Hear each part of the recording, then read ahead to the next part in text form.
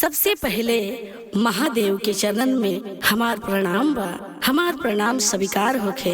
हरिंदर भैया नीलम दीदी के चरणन में प्रणाम बा। हमार प्रणाम स्वीकार होखे। धरती पे बैठल धरती मैया के प्रणाम बा। हमार प्रणाम स्वीकार होखे। 33 करोड़ देवी देवता के चरणन में प्रणाम बा। हमार प्रणाम स्वीकार होखे। जितना भी हमार गुरु भैया गुरु बहिना सुनतानी लो उहाँ सबके चरणन में हमार प्रणाम बा। हमार प्रणाम स्वीकार होखे। देखिए गुरु भैया गुरु बहिना, ये धरती जौन बावे मोह माया के जाल बा। ये धरती से कुछ लेके केहू के जाए के नहीं खे। यदि कुछ समय बचता तो भगवान के भक्ति में हमने के मन लगावे के बा। और देखिए ये भक्ति के माध्यम से सुने के बा कि माया के जाल बा। माया के जाल ऐसन बा कि धरती से केहू के कुछ लेके जाए के नहीं खे। खाली हाथे आइल बनी जा, खाली हाथे जाए के बा।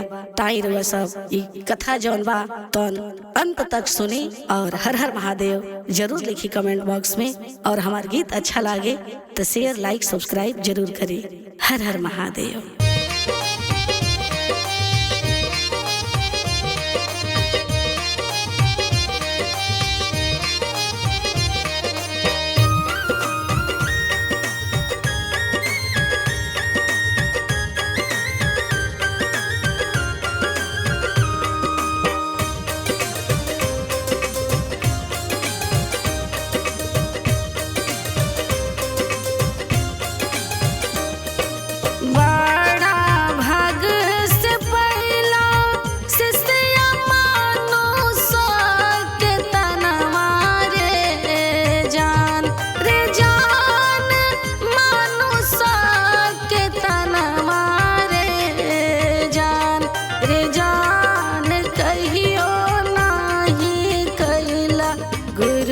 भजनवा रे जान रे जान कहियो नाही कैला गुरु के भजनवा रे जान।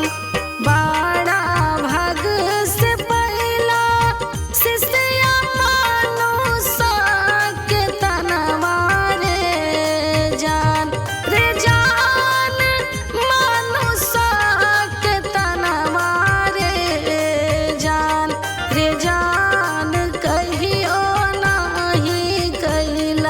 गुरु के भजनवा रे जान रे जान कहियो नाही कैला गुरु के भजनवा रे जान।